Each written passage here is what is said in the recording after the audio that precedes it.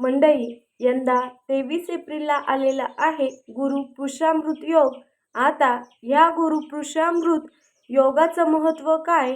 तर ह्या योगावरती ना फक्त लग्न करणं वर्ज्य आहे. म्हणजे फक्त लग्न ह्या योगावर करत नाही, पण बाकी सगळी शुभ काम तुम्ही ह्या गुरुपुष्यामृत योगावर अगदी बिनधास्त करू शकता. फक्त लग्नासाठी ह्या दिवशी कुठलाही मुहूर्त देत नाही.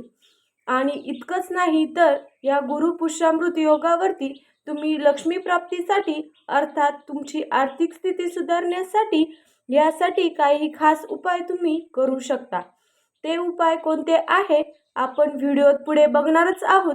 पण सगळ्यात आधी पुष्याचा अर्थ जाणून घेऊया.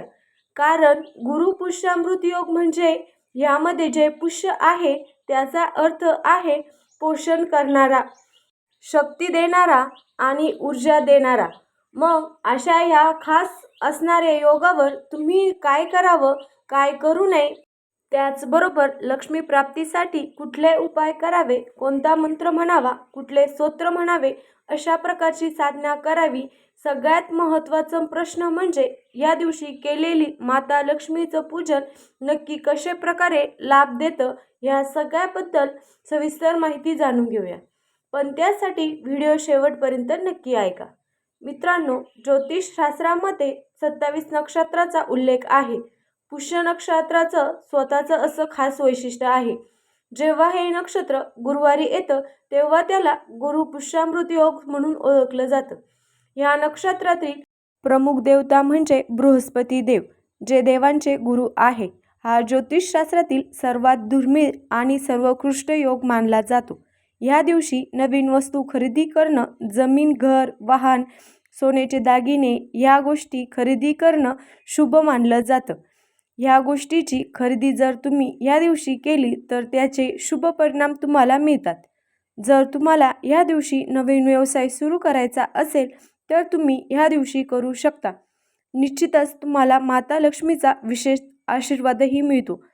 पण आता त्या उपायाकडे वळूया, जे उपाय तुम्हाला गुरुपुष्यामृत योगाच्या दिवशी करायचे आहेत, ज्यामुळे तुम्हाला माता लक्ष्मीची कृपा प्राप्त होणार आहे. त्यातला पहिला उपाय म्हणजे गुरुपुष्यामृत योगाच्या दिवशी माता लक्ष्मीला प्रसन्न करण्यासाठी आणि पैशाशी संबंधित समस्या दूर करण्यासाठी लक्ष्मीनारायणची पूजा अवश्य करा. म्हणजे घरामध्ये लक्ष्मीनारायणाचा एखादा फोटो असेल तर तो पाटावर मांडा आणि रीतसर विधिवत लक्ष्मीनारायणची पूजा करू शकता. गुरुपुष्यामृत योगाच्या दिवशी अवश्य पूजा करा. त्याचबरोबर गुरुमंत्राचा सुद्धा जास्तीत जास्त जप करा. सद्गुरूची सेवा आणि पूजा नक्की करा. आता दुसरा उपाय बघूया. गुरुपुष्यामृत योगाच्या दिवशी घराबाहेर स्वस्तिक चिन्ह काढा आणि दक्षिणावर्ती शंखाची पूजा करा. दक्षिणावर्ती शंख हा शंखाचा एक प्रकार आहे आणि ह्या शंखाला भगवान विष्णू आणि माता लक्ष्मीचा आशीर्वाद प्राप्त आहे असं म्हणतात.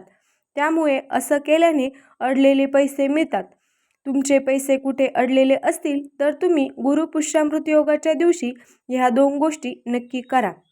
घराबाहेर स्वस्तिक चिन्ह काढा आणि दक्षिणावर्ती शंखाची पूजा करा. आता तिसरा उपाय बघूया.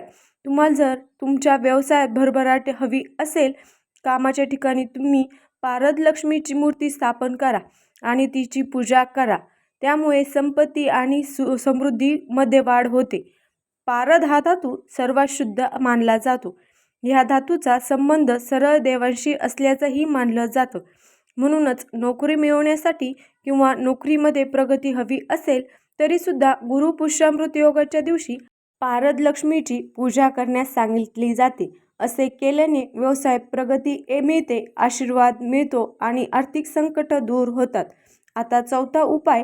एकाक्षी नारायणाला सुद्धा देवी लक्ष्मीचं रूप मानलं जातं.